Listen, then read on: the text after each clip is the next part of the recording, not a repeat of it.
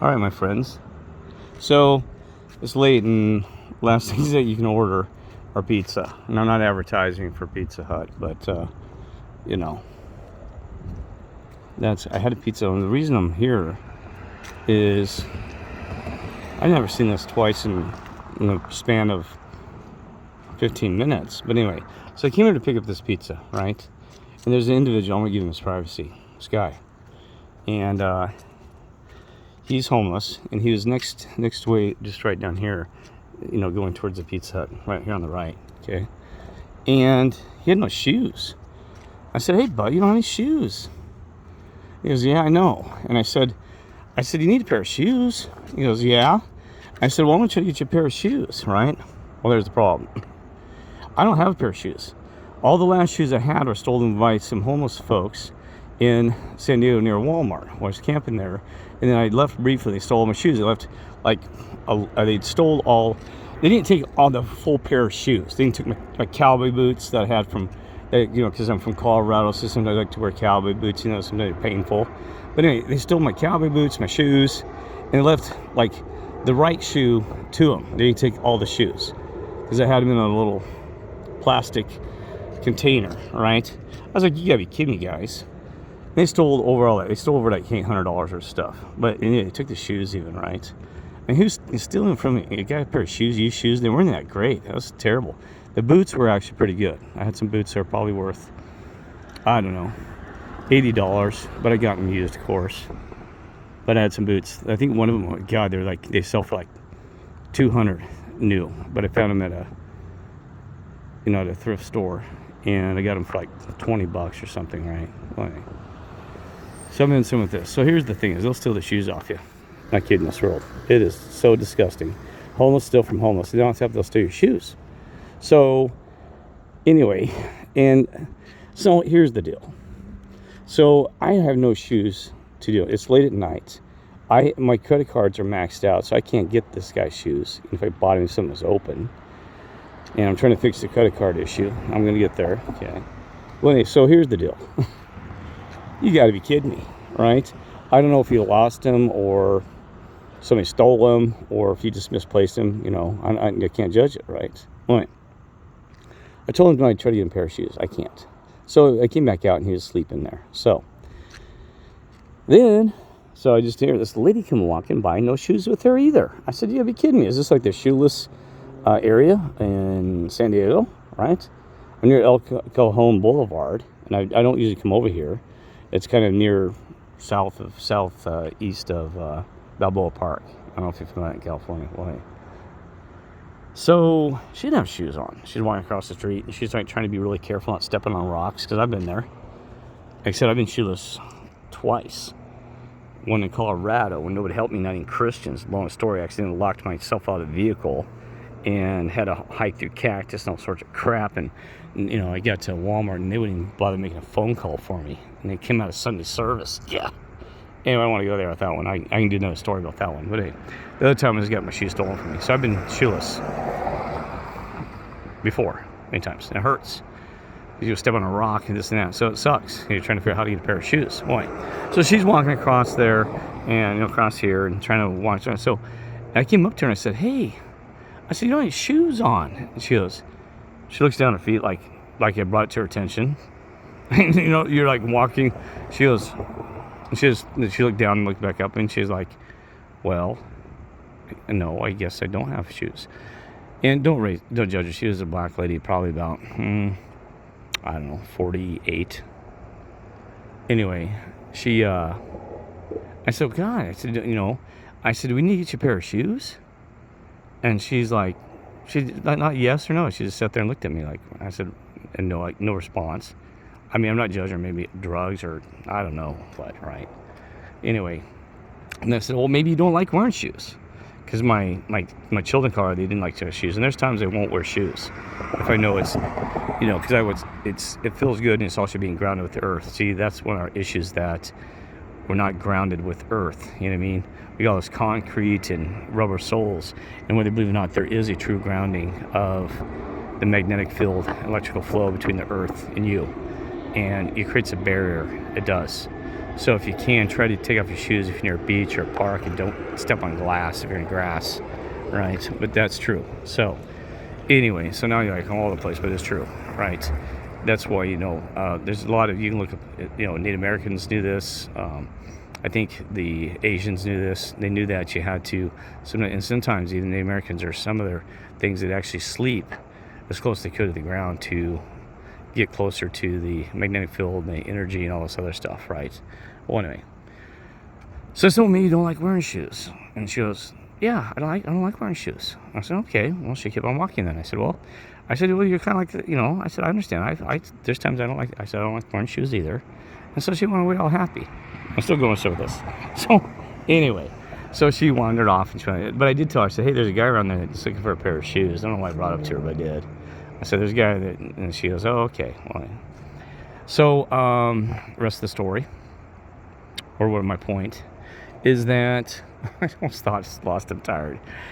Oh yeah, the rest of my point is this, and I just forgot my point. You gotta be kidding me.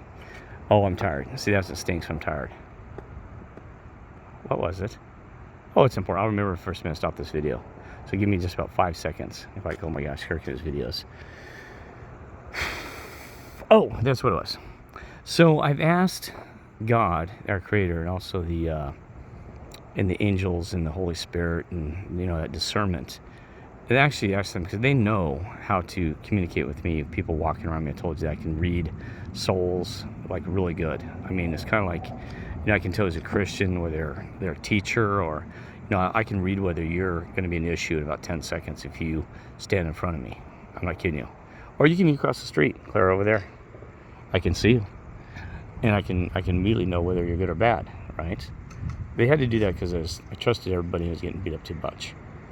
I'm not trying to judge him. I'm studying him right now, and they're saying he's kind of got to ignore him too, right there in the thing. So yes, that's one right there. I just read him spiritually for you. Well, not for you, for myself. And he's just on this. They said don't even bother wasting your time with this guy. He's not with God. And unfortunately, I am allowed to judge right, because they're the ones that does it, not me. I told you. It's like me, they present it to me. I read it, interpret it. There you go. So anyway, so I read her and him both, the lady without shoes, and God said that right there. He said, give it to us. We got it, Kirk, right? Because sometimes you can be interfering with God's plan for that individual or a relative or somebody with them, right? So God works in mysterious ways. So that one, I was like, well, what I do? And they know I can't do anything. And I'm like, do I need to try to work extra hard for this, or try to figure out a way of resolving this? And there's nothing I could do to help them, right? And so there is nothing. So that's where you give it to God, right? So you pray for the person, give it to God, and let them take care of it. Because see, you can't always take care of the entire world. We talked about that. I do my mission and my responsibility the best I can. And why is that plate upside down? No, it's not. The 3 is backwards. You gotta be kidding me. It's upside down. Is it? No. The 3 is backwards on this. No, it's not. God, I don't know what I was thinking. Jeez, I'm telling you, I must be tired. 8013H3. Jeez. The 3 is just weird for me for some reason. I was like, man, that 3 is not looking right. Man, turned dyslexia or something. Jeez. I don't know why. I think I was trying to interpret an E instead of 3. Anyway. But so that's the point, is give it to God. And, we can't help everybody, right? And like I said, there might be a plan. You just don't know. You don't know what's going on here. So I'm doing that. I'm going to move along. And they'll tell me. See, I keep forgetting. They tell me over and over again, we will tell you when you need to step in and help that person on the street. Otherwise, we got it, and move along, Kirk. And I mean, we have played this game for 6 months. I apologize, God, Lord, angels, all you in the high command. I apologize. I keep forgetting that fact because I want to help everybody. I said, Kirk, don't help everybody. So thank you. I remember this. I will not interfere again. I'll probably make a mistake again, but I hope I don't do that again. So anyway, all right. So God bless you all, and love you all, and I hope you're having a great evening or morning, because it's already late here. And guess what? So we also have it's still part of that full moonness there, right? What's interesting about that, look how much we got going on here. We've had 911. we've had the Moon Festival from the Chinese tradition yesterday.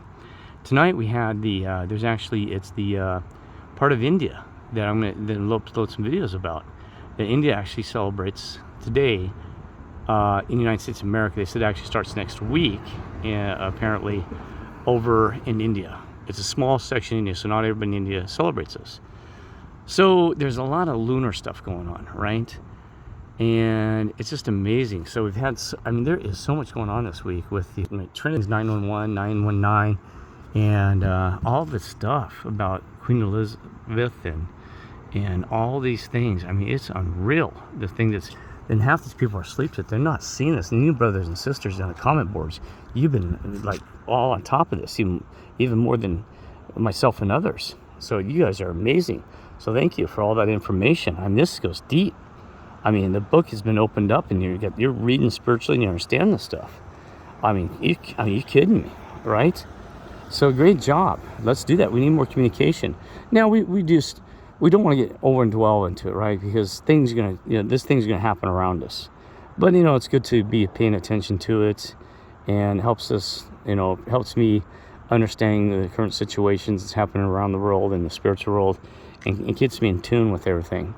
But like I said, remember, first things first is always have love and joy in yourself, right? This stuff is going to happen whether you close your eyes or not. But see, stay with God, though, and also the high command and the angel and stuff, because that's what's important in the end. Because you can't monitor everything. You can't monitor the entire world. You could spend all day long monitoring every little country, every little thing. Because I get surprises all the time about, well, did you hear about this happening last week? I said, no, my God. I said, what do you mean? It's been going on for 6 months, and it's horrible. You know what I mean? But see, you can't. See, that's why we can't pray for it. You can actually sit on a corner and just pray 24/7 until you don't eat, and eventually you just die, right? So they understand that too, that we are limited. That's why we're separated and we're individuals, and we can't solve all the real issues in seconds, right? And sometimes we shouldn't. You remember? Because even if the Lord with His power, remember when Lazarus,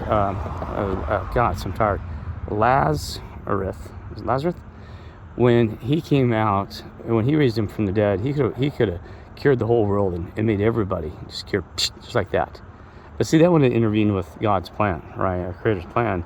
If He would have immediately healed everybody and did that command and just raised everybody from the dead, right? Clear across the world, right?